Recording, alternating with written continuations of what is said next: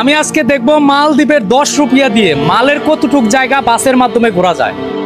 এখন আমরা মালদ্বীপের 10 রুপিয়া দিয়ে টিকিট কাটার জন্য যাইতেছি। আমরা 3 জন বাসে ঘুরবো আর কি। আমরা যেহেতু 3 জন মালে শহর ঘুরবো, সেক্ষেত্রে 30 টাকা লাগবে। আমি কিন্তু হাতে 30 টাকাই নিছি।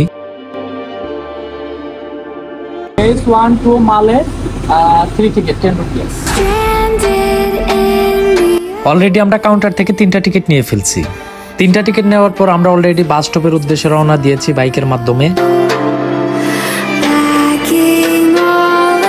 আমরা হোলেমালে পেজ টু বাস কাউন্টার থেকে এই 3টা টিকিট সংগ্রহ করলাম। টিকিট নেওয়ার 15-20 মিনিট পরে কিন্তু আমাদের বাসটা চলে আসছে। এখন আমি বাসের ভিতরে প্রবেশ করতেছি। আর বিদেশি বাসগুলো এক কথায় অসাধারণ হয়, ভিতরে এসি থাকে, মাশাআল্লাহ অনেক সুন্দর। খুবই ভালো লাগতেছে আজকে বাস দিয়ে আমরা জার্নি করব। বাস স্টপে 20 মিনিট অপেক্ষা করার পর অবশেষে আমরা বাসে উঠছি। বাসের 2য় তলায় বর্তমানে আছি। আর এখানে বসে অসাধারণ ভিউ উপভোগ করতেছি, খুবই ভালো লাগতেছে।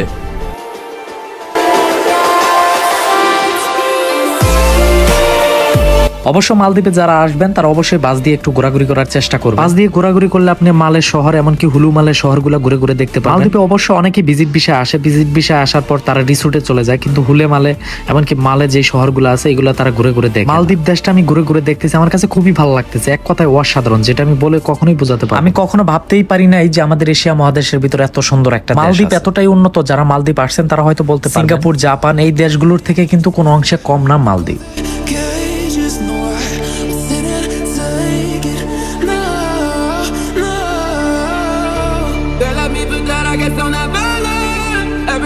যারা মালদ্বীপে ভিজিট ভিসা আসতে চাচ্ছেন তারা অবশ্যই চলে আসবেন মালদ্বীপে। মালদ্বীপে আসলে কিন্তু ইউরোপের ফিলটা আপনি নিতে পারবেন। অনেকেই ভাবি মালদ্বীপে আসলে হয়তো ভিজিট ভিসা অনেক টাকা পয়সা খরচ হয়, আসলে কিন্তু তা মাত্র 50 থেকে 60 হাজার টাকার বিনিময়ে কিন্তু আপনি মালদ্বীপ ভিজিট করতে পারবেন। আপনি যদি নতুন নতুন দেশ ভিজিট করেন তাহলে আপনারও অভিজ্ঞতা অর্জন হবে। মালদ্বীপ দেশটা আমি ঘোরাঘুরি করতেছি, আমার কাছে খুবই ভালো। এখন আপনারা দেখতে পাচ্ছেন আমাদের বাসটাও দাঁড়িয়ে আছে, কারণ এখান থেকে তারা প্যাসেঞ্জার নিবে, প্যাসেঞ্জার নিয়ে তারপর মালের উদ্দেশ্যে রওনা দিবে।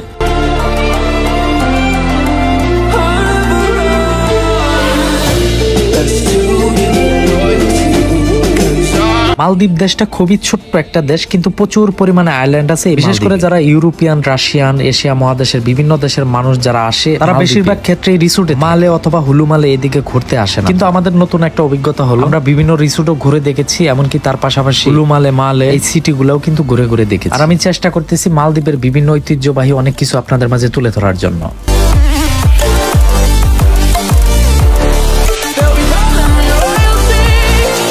এখন আমরা এয়ারপোর্টের পাশ দিয়েই যাচ্ছি, যে এয়ারপোর্টটি মালদ্বীপের রাজধানীতে অবস্থিত। এয়ারপোর্টটি হচ্ছে মালদ্বীপের ইন্টারন্যাশনাল এয়ারপোর্ট। আমি মালদ্বীপকে সব সময় বলি মালদ্বীপ হচ্ছে স্বপ্নের দেশের মতো। মালদ্বীপ দেশটাকে এতটাই উন্নত করেছে যেটা বলার ভাষা। আপনারা চাইলে অনেকে মালদ্বীপে কাজের জন্য আসতে পারেন, ভিজিট ভিসার জন্য আসতে পারেন।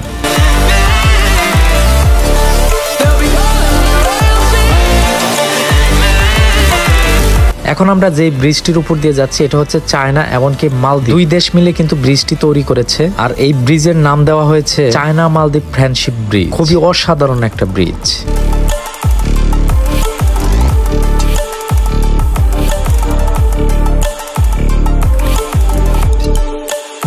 আমাদের জার্নি মোটামুটি আজকে শেষের দিকে। অল্প কিছুক্ষণের ভিতরে আমাদের বাসটা স্টপ করে। আমি জানি না আপনাদের মাঝে বাসের মাধ্যমে কতটুকু ফুটেজ তুলে ধরতে পারছি।